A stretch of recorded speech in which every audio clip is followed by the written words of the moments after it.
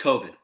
That is a word that brings goosebumps to people, not only in this room, but to every single person around the world. Every person was affected by COVID. Whether you caught the disease yourself, know people who caught the disease, or worst of all, know someone who died. I was sadly affected by the first two. I caught the disease, and I lost my grandfather to the disease. But this is not the only way that we were affected. Even if you didn't know someone who died, or you didn't catch the disease yourself, you were impacted. You lost camaraderie. We were isolated at home. We weren't able to spend time with our friends. We weren't able to go to school. And we weren't able to watch sports. And why are sports important?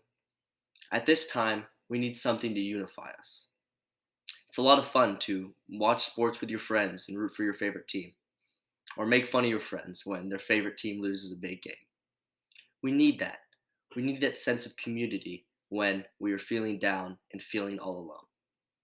However, the risk was, when do sports come back? When I was reading a medical journal for preparation for this, it made the comparison to the story of Icarus. For those that do not know, the story of Icarus is about a father and son trapped on an island. To escape, the father created a pair of wings. However, he warned his son, do not fly too low or the sea will swallow you up. However, you can also not fly too high as the sun will melt off your wings. However, after they had escaped the island, the sense of freedom was too great for the son, and he flew higher and higher until his wings melted off and he crashed into the sea. The reason for this metaphor is, if we fly too low, if we wait too long for sports to come back, it will hurt our children as they will not be able to have athletics, they will not be able to create a sense of community, and it will hurt their mental health.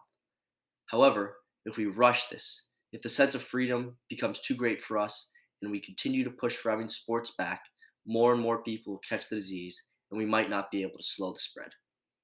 Because of this, many sports heeded this advice. They waited to have sports come back for months or even a year, and when they came back, they were not allowed fans. However, one sport was an exception, the UFC.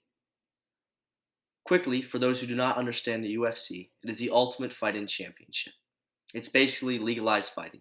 Punching, kicks, elbows, wrestling, all of it's allowed.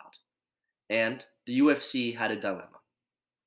If they did not bring fights back, if they did not have televised fights, then their fighters and their employees would suffer as they would not be able to make money and the UFC would have to let people go. However, if they did bring sports back, if they brought fighting back, then many of the people could catch the disease and potentially die. With this hard dilemma, the UFC chose to have fights come back. They bought an island that they called Fight Island, and they flew fighters all around the world to come and fight. And this was a risky endeavor. Many of the fighters and the workers caught the disease, but luckily for the UFC, nobody died. It was a risk that paid off greatly in their favor, as because it was the only sport on TV, it was the only sport that could help bring a sense of unity to people feeling so isolated.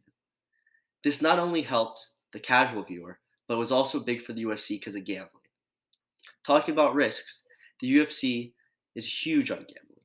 People risk their life savings to try to make money, and some people can view that as unethical. However, the UFC was able to increase viewerships greatly during this.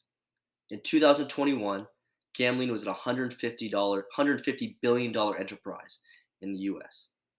And during the same time, the UFC made a partnership with DraftKings, helping to expand their greed and their viewership farther and farther. While some people may look down on this, the UFC took a huge risk. They helped to bring us together, and most of all, they sure helped to line their own pockets. Thank you.